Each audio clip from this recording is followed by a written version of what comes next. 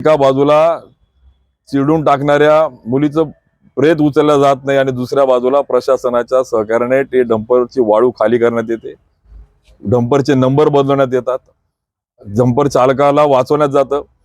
मग यामध्ये कोणते राज्यकर्ते सहभागी आहे, कोणते प्रशासनातले अधिकारी सहभागी आहे? अरे निष्पाप बालिकेचा जीव जात असताना देखील तुम्ही टाळूवरचं लोणी खाण्याचा प्रयत्न जर करत असाल तर हा तालुका आता शांत राहणार नाही, कारण की आता सीमा त्याच्या पूर्णपणे ओलांडल्या आहेत। चाळीसगाव तालुक्यामध्ये गेल्या अनेक महिन्यांपासून नवे तर वर्षापासून चाळीसगाव तालुक्यातल्या गिरणा असो किंवा इतर ठिकाणाहून वाळू गौण खनिजाची बेसुमार लूट तस्करी त्या ठिकाणी सुरू करून तालुक्याला लुटण्याचं काम त्या ठिकाणी सुरू आहे।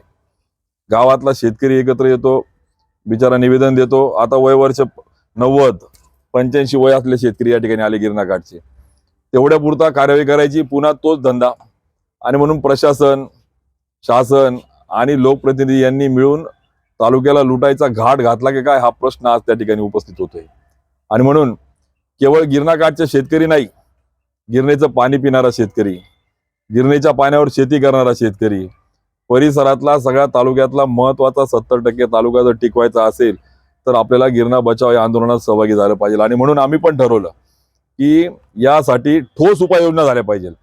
केवळ पेपरला निवेदन, फोटो, बातमी पुरता नाही, तर शाश्वत या सगळ्या घटक, मग ते चोरणारे, चोरी करणाऱ्या वाहनाचे मालक, चालक, त्याच्यावर त्यांना सहकार्य करणाऱ्या यंत्रणा, मग राजकीय कोणते हस्तक्षेप त्यांना वरद हस्त त्या ठिकाणी आहे, याचा मोक्यासारखा या ठिकाणी कारवाई करून याला पायबंद घालता येईल का, यासाठी सोमवारी आम्ही गिरणा बचावच्या माध्यमातून मोर्चाचं आयोजन करून प्रशासनाला, शासनाला जाब विचारून संबंधितांवर कार्यवाही झाली पाहिजे।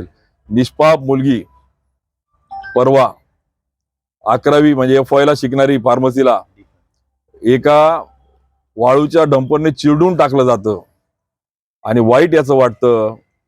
एका बाजूला चिरडून टाकणाऱ्या मुलीचं प्रेत उचललं जात नाही आणि दुसऱ्या बाजूला प्रशासनाच्या सहकार्याने ते डंपरची वाळू खाली करण्यात येते, डंपरचे नंबर बदलण्यात येतात, डंपर चालकाला वाचवण्यात जातं।